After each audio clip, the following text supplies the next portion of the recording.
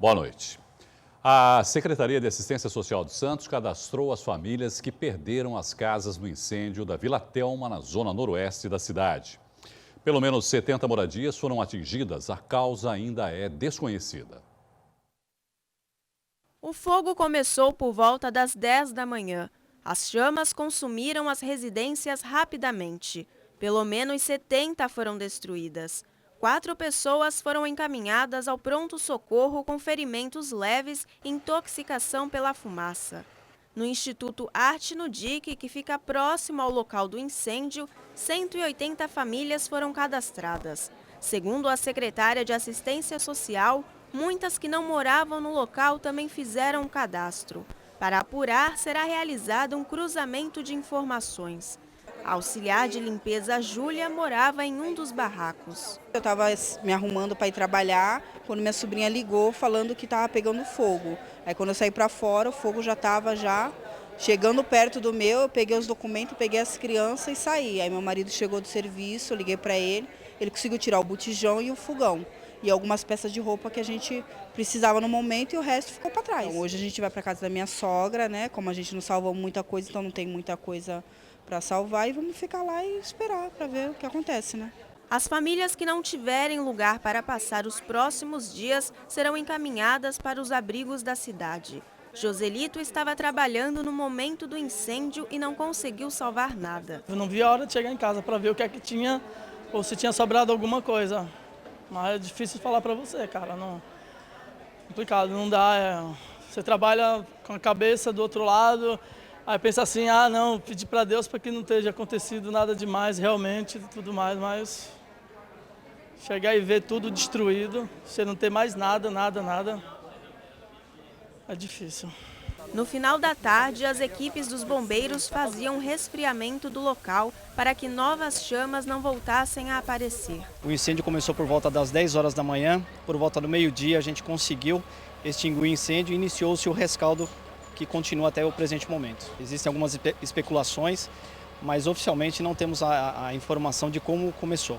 É importante frisar, né, que nós tivemos um apoio importante da população. Esse apoio ele é fundamental para a atuação do Corpo de Bombeiros. Ao todo, 7 pessoas receberam atendimento no pronto-socorro central. 4 já foram liberadas e 3 ainda passam por tratamento contra a intoxicação pela fumaça. Daqui a pouco, a secretária de Assistência Social de Santos, Rosana Russo, vai estar conosco aqui no estúdio e conversaremos também sobre esse assunto. Foi realizada hoje por fiscais da Prefeitura, Guarda Municipal e as polícias Civil e Militar uma força-tarefa no centro de Santos. 2 ferros velhos foram vistoriados. O primeiro, na Avenida São Francisco, recebeu 2 intimações da Secretaria de Meio Ambiente. Uma referente à poluição de solo e outra por entupir a rede de esgoto. A Vigilância Sanitária também exigiu a apresentação do certificado de dedetização. Num depósito de sucata na Avenida Conselheiro Nebias, a Vigilância Sanitária intimou o proprietário a apresentar também o certificado de dedetização. Esta é a 4ª operação deste tipo desde o começo do ano. As próximas serão definidas em conjunto com a Ouvidoria Municipal, seguindo as denúncias apresentadas pelos munícipes. Um motorista perdeu o controle do veículo e capotou hoje à tarde na Avenida Francisco Glicério, próximo à Rua Bahia, no Gonzaga. O motorista bateu contra um poste de semáforo antes de capotar. A vítima ficou presa nas ferragens, foi resgatada pelo Corpo de Bombeiros e levada ao pronto-socorro central, onde recebe atendimento, mas passa bem. Os policiais civis da região protestaram hoje por melhores condições de trabalho. Eles pedem reformas das delegacias e também do IML. Na porta do IML de Santos, pelo menos 100 policiais civis de toda a Baixada Santista, eles se reuniram na frente de um dos prédios públicos mais importantes da região, responsável pela liberação dos corpos de pessoas envolvidas em crimes, acidentes de Santos e de São Vicente. Mas nos últimos dias fechou as portas porque as geladeiras não funcionavam. O que seria necessário para que esse prédio voltasse a funcionar com excelência? Eu acredito que seria uma nova edificação, porque aqui se encontra aí a parte hidráulica, elétrica, não tem condições de ser reformada ou restaurada. Seria uma nova edificação. Foi liberado a verba, Fiquei sabendo a semana passada, porém o nosso receio é que ela aconteça o mesmo destino que aconteceu com a verba liberada para a reforma do Palácio da Polícia, ou seja, ela não seja concretizada. A forma de chamar a atenção dos governantes foi fechar uma das vias da entrada da cidade de Santos. O trânsito foi desviado e o congestionamento de veículos inevitável. Tudo para que os trabalhadores fossem encaminhados até o Palácio da Polícia, que fica no centro. O prédio abriga 5 delegacias especializadas, sem contar com serviços que oferece à população para a investigação e soluções de crimes. Só que a falta de estrutura do local é evidente, nem é preciso entrar para ver que a necessidade de reformas é urgente. Hoje em dia, no entorno do Palácio da Polícia, é arriscado a pessoa estar passando, porque cai pedaço de reboco, os vidros eles estão em condições deploráveis, haja vista que já várias janelas já caíram lá. O protesto de hoje deixou para trás as reivindicações de salário e de mais efetivo. O trabalho nas delegacias, por enquanto, não foi prejudicado. Isso porque a categoria espera um posicionamento do governo do estado. A gente quer dialogar, agora a gente quer ser ouvido também. Não há ninguém melhor do que nós, policiais, que estamos ali na operação do dia a dia, para estar passando as necessidades para a realização e para que o bom andamento das delegacias. Em nota, a Secretaria de Segurança Pública informou que o projeto executivo da reforma do prédio da Polícia Civil está em elaboração. Disse também que, em momento algum, a Polícia Civil de Santos foi procurada pelo sindicato, mas que está aberta a propostas que possam melhorar as condições de atuação da corporação. Já a reforma no IML de Santos terá início logo que a Companhia Paulista de Obras e Serviços conclua o memorial descritivo e também o projeto. O 2º Batalhão de Ações Especiais da Polícia Militar realizou uma operação na Baixada Santista ontem. Na comunidade da Prainha, no Guarujá, foram apreendidos 23 quilos de maconha e uma balança de precisão. Um homem foi detido. Já na Vila Esperança, em Cubatão, uma mulher também foi presa por tráfico. Ela estava com 2,5 kg de crack e 1.800 porções de cocaína. Ainda na Vila Esperança, 2 mulheres e um rapaz foram flagrados com uma quantia de 73 mil euros e 152 mil reais. Mas o grupo foi liberado, pois não foi constatada a prática de nenhum crime. No Brasil, é considerado trabalho infantil aquele realizado por crianças e adolescentes com idade inferior a 16 anos, a não ser na condição de aprendiz. A Secretaria de Assistência Social de Santos possui equipes de abordagem que têm o objetivo de combater essa exploração. O trabalho também envolve a conscientização de pessoas. O trabalho começa abordando a população. Panfletos explicativos são entregues e as técnicas da SEAS explicam sobre o trabalho infantil. Há casos em que a pessoa acredita que está ajudando, mas na verdade está incentivando crianças e adolescentes a permanecerem nas ruas.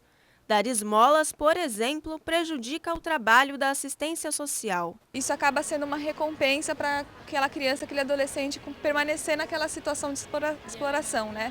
E é uma coisa que as meninas elas sentem, né, do serviço de abordagem bastante isso no dia a dia do profissional, porque elas são um trabalho de convencimento, de tentar se vincular com essa criança, com esse adolescente, de apresentar os prejuízos, os riscos desse trabalho, e o benefício financeiro acaba sendo uma concorrência desigual e muitas vezes cruel, né? Marcos entende a mensagem. Eu ajudo não com dinheiro, mas de repente se eu trago algum alimento, ou se eu tento ver de repente de onde é aquela criança, se eu posso ajudar de alguma forma com alguma roupa. Pode ser criança, senhores, pessoas de idade, seja quem for. Eu ajudo sim, em comida que a gente não se nega, um pão, uma comida, mas em forma de dinheiro não ajudo. Segundo Marina, há várias formas de exploração infantil. As principais identificadas aqui em Santos são aquelas realizadas no espaço público, né? Nas ruas, nas avenidas, nas praças, né? Que são malabares, né? Pedir dinheiro, né? Também tem a questão de vender bala, comércio ambulante. Mas também existem outras, né? Que são consideradas como piores formas, como a exploração sexual, o trabalho infantil doméstico.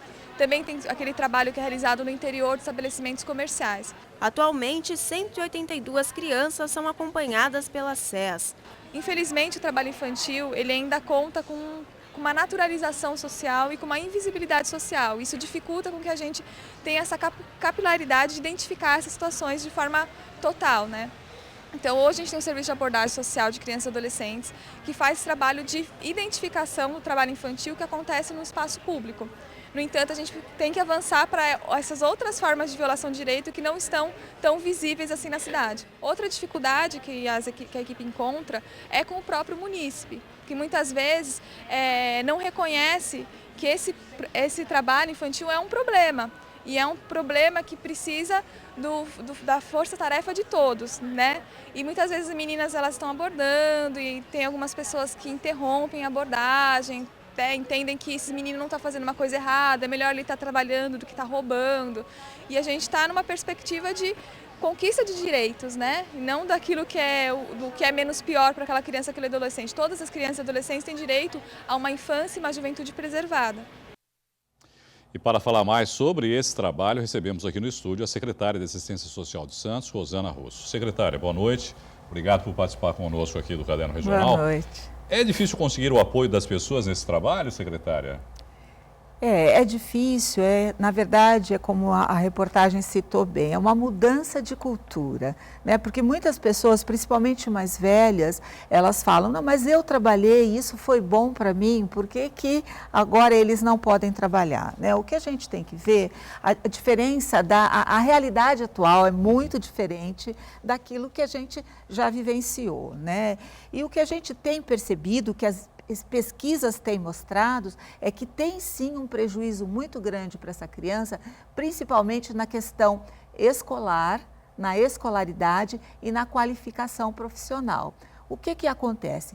Via de regra, eles vão abandonar a escola, eles não vão se qualificar profissionalmente e nós estamos alimentando o ciclo de pobreza. Nós vimos ali muitas pessoas falando coisas do tipo, não, eu ajudo sim, eu acho mais é que tem que ajudar, eu não dou dinheiro, mas dou alimento, ou dou uma roupa, ou coisa qualquer. Isso não funciona um pouco também para as pessoas individualmente, como eu estou com a minha consciência mais tranquila, eu simplesmente não virei os olhos para isso e por isso eu acabo ajudando? Não é uma forma de tirar da própria responsabilidade o que acontece com essas crianças? Sim, porque é muito difícil. Tem o apelo, né? A criança, ela promove um apelo, assim como a pessoa em situação de rua também, né? Então, eu acho que sim. Tem isso da pessoa querer ajudar, disso ser uma coisa, ser um aspecto moral, mas a gente entende que essas questões, esse tipo de ajuda, entre aspas, ele favorece a permanência dessas crianças na rua e mesmo das pessoas em situação de rua. A forma de ajudar que a gente estimula que as pessoas façam, né? Seria a forma correta de agir, no caso. Exatamente. Essa pessoa pode até doar o dinheiro também para o Fundo Municipal dos Direitos da Criança e Adolescente. Por quê? Porque esse recurso vai para as entidades que fazem um trabalho que é muito mais amplo do que ofertar o dinheiro, né? Porque esse dinheiro é imediato. O que essa criança precisa é um trabalho mais completo, ser inserida em todas as políticas públicas. Essa família precisa ser olhada para ver o que está acontecendo, que essa família não é capaz de proteger essa criança. Essa é uma responsabilidade do Estado, principalmente, não é, de cuidar dessas crianças, não é, secretária? Claro que com a participação também da comunidade, que tem que se envolver, mas dessa maneira como a senhora colocou agora, que seria a maneira mais correta de participarem. Amanhã é o Dia Mundial de Combate ao Trabalho Infantil e a Secretaria vai realizar um seminário aqui na Unisanta, é isso, secretária? Como vai ser a programação desse? Sim, no seminário é no período da tarde, ele é aberto para todos os interessados. Nós vamos fazer uma premiação de uma campanha que nós realizamos junto com a Secretaria de Educação. As crianças fizeram vários tipos de trabalho, desde poesias até desenhos, pintura, colagem. Amanhã vai ser a premiação e nós vamos ter algumas mesas de debate que vai contar com o Conselho Tutelar, com o Ministério Público, com o Ministério do Trabalho, enfim, a gente vai tentar abordar a questão de uma maneira ampla para que a gente possa sensibilizar a sociedade para essa forma de violação de direitos tão grave que é o trabalho infantil. É importante a realização de eventos desse tipo, né, secretária? Mas é importante também que, de uma certa forma, a comunidade também participe, né, para poder estar mais próximo da discussão desses assuntos. O poder público, ele tem a sua limitação. Né? A gente não faz nada sozinho. A gente entende que é papel do Estado, sim, ofertar a questão da boa escola, a questão da sobrevivência, da escolaridade, habitação, é papel do Estado, mas, enfim, se a sociedade não tiver mobilizada e colaborando e até exigindo também do poder público que essas políticas públicas estejam à disposição, a gente não vai avançar. Nós precisamos muito que a sociedade entenda que o trabalho infantil, na verdade, ele é, além dele ser crime no Brasil, ele é uma grande violação de direitos que perpetua a miserabilidade, a miséria. Secretária, aproveitar que a senhora está aqui, nós vimos aí uma matéria agora no começo do jornal a respeito do incêndio, né, na Vila Telma, quer dizer, mais uma ocorrência que provavelmente vai dar muito trabalho para a senhora e para os seus funcionários lá na secretaria, né? Sim, nós estamos desde o período da manhã, nós já estamos lá no Centro da Juventude, que é onde é um equipamento da Secretaria de Assistência Social, onde as famílias se dirigiram para que a gente pudesse fazer o cadastro e para satisfazer as necessidades mais imediatas dessas famílias. A gente está vendo até algumas imagens, né? Foram 70 barracos, na verdade, né? Que acabaram queimando. Não é a primeira vez que acontece isso lá. E aí nós vemos o cadastramento, não é, secretária? Tem gente que mora no local que se aproveita dessa situação, por exemplo, para também entrar nesse cadastramento, secretária? Olha, isso nós vamos saber de fato amanhã, quando nós começarmos a fazer o cruzamento dos dados. Esses cadastros, eles vão ser cruzados com os dados da Secretaria de Saúde, da Secretaria de Educação, da própria Secretaria de Assistência, pelo Cadastro Único e da Coab. Aí, a partir desse cruzamento, nós vamos saber quem, de fato, habitava as casas que foram queimadas. Só para encerrar, secretária, qual deve ser o procedimento aí agora? Quer dizer, essas famílias vão ser realocadas para um outro lugar? Essa área que os barracos foram destruídos, o que vai acontecer lá? Eu acho que provavelmente nós vamos ter essa resposta depois do cruzamento dos dados. O importante é dizer que neste momento todas as famílias foram atendidas, algumas famílias, a maioria, grande maioria foi para a casa de parentes e aquelas que não tinham para onde ir foram abrigadas nos abrigos da Prefeitura. Agradecer aqui a secretária de Assistência Social de Santos, Rosana Russo, pela entrevista e uma boa noite. Eu que agradeço. Obrigado, boa noite.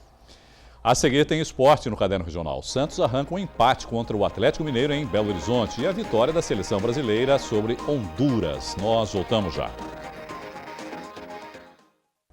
Futebol. O Santos garantiu um empate contra o Atlético Mineiro em Belo Horizonte pelo Brasileirão. Veja os gols. O Santos abriu o placar aos 18 minutos da primeira etapa. Após ataque do Atlético, a defesa tira da área. Ricardo Oliveira se livra com habilidade na marcação no meio-campo, ganha na corrida e bate no cantinho do goleiro Vitor. Santos 1-0. Aos 27 minutos, o empate do Galo. Após cruzamento de Thiago Ribeiro, o zagueiro Werley se enrola ao tentar tirar a bola e marca contra. Ainda na primeira etapa, a equipe mineira vira o jogo. Mais uma vez, em jogada pela direita, Patrick levanta na área e Dátulo, com muita calma, manda para o gol. Já no segundo tempo, o Peixe define a igualdade no placar. Vitor Ferraz cruza e Gabriel marca. Final em Belo Horizonte, Atlético Mineiro 2, Santos 2. Com o empate, o alvinegro praeno sobe para a 14ª posição com 7 pontos. O Santos volta a campo só no dia 20 de junho, contra o Corinthians, na Vila Belmiro. E mais uma vez recebemos o editor do Santa Portal, Juan Reol, para comentar a partida. Juan, o profeta que ontem à tarde me falou que o jogo seria 2-2, o Santos precisava vencer, mas o empate não ficou tão ruim por ser fora de casa, não é? Pois é, Irineu, boa noite amigos do Caderno Regional. Falei que o empate em 2-2 seria bom pela situação do Marcelo Fernandes, né? De fato, se o Santos estivesse vencendo em casa, seria muito bom, né, Irineu? E até o que a gente comentava aqui. O Santos está fazendo jogadas de gols, o Santos tem marcado bons gols, Ricardo Oliveira está mostrando que está mesmo em boa fase e vai assim até o fim do ano. E novamente o Santos perde o resultado, perde aos 3 pontos a vitória por erros individuais, Irineu. Dessa vez o Erle chegou ao ponto dele mesmo marcar o gol, né? Não perdeu só o passe. Isso vem prejudicando demais. O Marcelo Fernandes tem sua parcela de culpa, mas é muito ruim também culpá-lo por erros individuais dos atletas. Respira mais aliviado aí, por enquanto, Juan? Pois é, Irineu, 10 dias até o jogo do Corinthians, né? O Santos teve essa partida antecipada, porque a seleção jogou ontem também, então eles colocaram o jogo do Santos também na quarta-feira, mas a rodada é fim de semana. Ele tem 10 dias, mais ou menos aliviado, Irineu. Eu acho que assim, se o Corinthians perder no fim de semana, e não vem com tanta moral para Vila Belmiro, eu acho que o Marcelo Fernandes fica tranquilo. Só que tem essa conversa do Oswaldo de Oliveira voltar, tá forte, vamos aguardar. Ele está pendurado, ele não está tão tranquilo. Achei que ficaria mais tranquilo, mas não está. Bom, vamos falar um pouquinho sobre a seleção brasileira.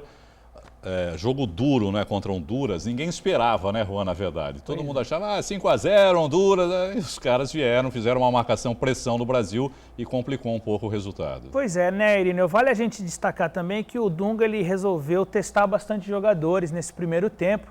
E aí, claro, facilita para Honduras. Honduras que está com um técnico que era da Costa Rica, que esteve aqui em Santos, né, e fez um grande papel. Todo mundo esperava que Honduras batesse mais do que bateu. Que é o destaque até do time, né? O técnico, né, Juan? Exatamente. E Honduras, esperava-se que Honduras batesse nos brasileiros, não foi o que aconteceu. Até o Felipe Luiz deu uma entrada muito dura no jogador hondurenho, que saiu machucado. Mas o Brasil jogou o que tinha que jogar, né, Irineu? O pessoal tirou um pouco o pé, tá pensando na Copa América, né? Exatamente. O Neymar entrou só no segundo tempo. Não tão embalado. Nitidamente um pouco desinteressado do jogo, né? Também ainda com a cabeça um pouco no Barcelona, eu acho que vale destacar, assim, nesses testes todos que o Dunga tem feito, Roberto Firmino, muito bom jogador. Sim. Felipe Coutinho, excelente convocação, vai ficar. Robinho jogou. O Fred fez 2 bons jogos também, né? Fred também, o volante, um bom acerto. Jogou em casa, né? Porque ele foi revelado pelo Internacional. Robinho jogou porque só vinha sendo convocado e não jogava. Entrou bem na partida. Vale destacar. E o que a gente tem que falar também, o Danilo, né? No jogo contra o México machucou, foi cortado. Daniel Alves, que não está de volta. Não tinha sido convocado pelo Dunga. Foi convocado, está com o santo forte, está aí de volta para a seleção, vai disputar a Copa América, provavelmente como titular o Daniel Alves. Primeiro jogo já no domingo, né? Exatamente, domingo às 18h30 de domingo contra o Peru, a estreia na Copa América.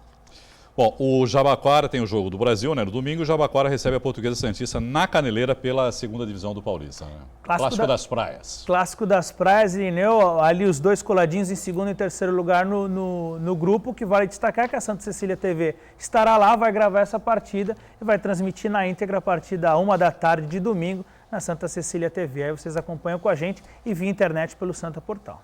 Encerrando aqui os esportes, o time de basquete do Interfupes encara hoje às 8 da noite, daqui a pouco, o Jacareí na Arena Santos. A partida é válida pela última rodada da primeira fase do Campeonato Paulista da Série A1. O Inter vem de 3 vitórias consecutivas e é o 3º colocado do torneio com 17 pontos. A entrada para ver o jogo é de graça. O endereço é a Avenida Rangel Pestana, número 184, na Vila Matias. Juan, obrigado e boa noite para você. Boa noite, Irineu. Boa noite, amigos do Caderno Regional. Em instantes, as dicas de presentes para agradar quem você ama no Dia dos Namorados. Até já. Amanhã, 12 de junho, é Dia dos Namorados. Para os comerciantes, a previsão é de um pequeno aumento nas vendas. Mas não dá para passar a data em branco. Opções não faltam para agradar a cara metade. Daniel estava em dúvida do presente para a namorada, mas escolheu algo criativo. Para ser uma coisa diferente e mais bonitinha, né? E aí, você acha que ela vai gostar? Esperamos que sim. Aqui os presentes não são aqueles convencionais. Tem canecas, porta-retratos e almofada para as meninas. Já para os meninos, tem squeezes para a academia, lentes fotográficas que na verdade são garrafas e jogos para se divertir com os amigos. E se quiser juntar tudo, só colocar numa cesta bem bacana. Hoje em dia os casais, mesmo não estando casados oficialmente no papel, eles estão mais juntos, estão morando juntos. E eles acabam optando por itens mais de decoração mesmo. Porta-retratos, almofadas, canecas, uma infinidade de produtos que tenham a ver mais com casa. Outra opção de presente são os óculos de sol. Para as mulheres, com detalhes estão na moda. Outra sugestão é esse de uma lente só. Ele é utilizado para elas se maquiarem. Para os homens, tem opções esporte e mais tradicionais. Dia dos Namorados chegando, o óculos acaba sendo, né, um presente que é ideal, né, para o homem, para a mulher, é universal. É verdade, porque é uma opção que a maioria das pessoas não pensam nisso, né? Porque acha que é muito pessoal. Mas não, tem a possibilidade da pessoa trocar, ou então traz uma foto que a gente já dá aquela sugestão que vai encaixar no rosto da pessoa, né? Para esse ano, segundo pesquisa da Câmara de Dirigentes Lojistas de Santos, os comerciantes esperam um crescimento de no máximo 2% nas vendas. A explicação do comportamento mais tímido dos consumidores se deve à alta taxa de inflação no país e o aumento da taxa de desemprego. E outra opção de presente poderia ser, quem sabe, um jantar e uma noite num lugar bem especial. O ambiente, vamos dizer assim, já é um convite à felicidade. Em meio à praia, em meio às árvores, em meio ao encanto e ao clima romântico, por que não dizer assim? Do hotel construído à beira do Mar Casado, saiu uma história de amor. Contam funcionários que o dono se apaixonou pela esposa nesse local e quis eternizar o ambiente como uma prova de amor. E nada melhor do que ajudar casais a ter a própria história. O Hotel do Guarujá já está mais do que preparado para atender os apaixonados nesta sexta-feira. Para fugir do tradicional, que tal passar uma noite em uma suíte dessas? E para quem quiser relaxar, ambiente perfeito. No spa beira-mar, conforto de sobra e até a oportunidade de aproveitar uma massagem a dois. Que tal? Esse ano, por incrível que pareça, a nossa expectativa é muito maior do que a do ano passado. A gente já tem um grande número de reservas, nosso restaurante gastronômico praticamente lotado. E o grande diferencial que a gente tem aqui também é o nosso spa, que é reconhecido mundialmente, com um dos melhores da América Latina, e também com tratamentos, protocolos assim imperdíveis e com banhos de imersões, é algo super romântico. Neste outro hotel, o clima de romance está por conta do restaurante. O casal vai poder ter uma noite mais do que agradável ao sabor de camarão, morango, champanhe, sem contar com a opção de uma suíte especialmente decorada para a ocasião. Que inclui o jantar, estacionamento, a diária até o meio-dia do sábado, né, após o Dia dos Namorados, com um espumante rosé no quarto para que possam comemorar essa data. Então temos essa diária especial e para os casais que não queiram estar hospedados conosco, temos o jantar também com um prato principal, um prato de entrada, 2 pratos principais e uma sobremesa e o ambiente todo preparado para os casais, todo romântico.